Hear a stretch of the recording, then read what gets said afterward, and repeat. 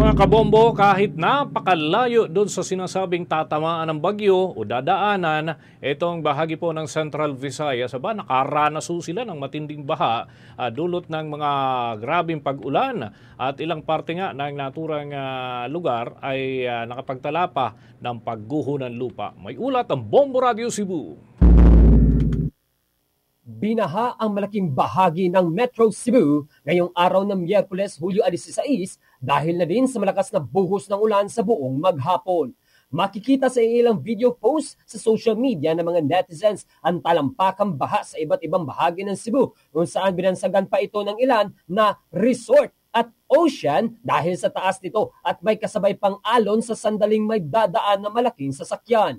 Apektado ang mga motorista at residente sa Mandawi City, Lapu-Lapu City, Talisay City, Minglanilla at iba pa at mismong ang Cebu City kung saan ang pinakamataas na naitalang baha ay umabot pa hanggang leeg.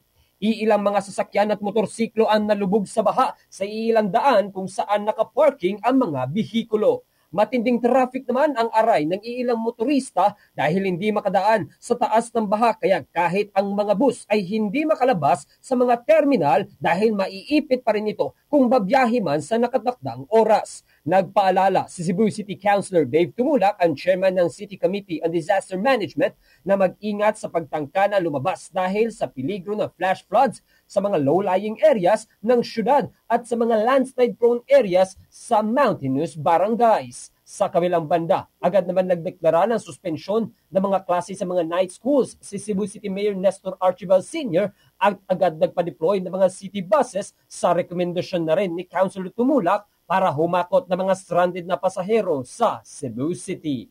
Mostly of the urban barangays naka-experience po ng baha. Dahil po sa malakas na ulan, hindi natin inaasahan na napakalakas ang ulan. Kaya nga yung Cebu City Disaster Risk Reduction Management Office nagpapadala ng mga rescue team at saka tumulong naman sa atin yung Department of Engineering para pagpapadala ng mga heavy equipment dun sa mga lugar na nasantala ng malakas na ulan at saka baha. Mula rito sa Bombo Radio Cebu, ito si Bombo Ken Apor ng Bombo Radio Philippines, the #1 most trusted source of news and information. Basta Radio, Bombo.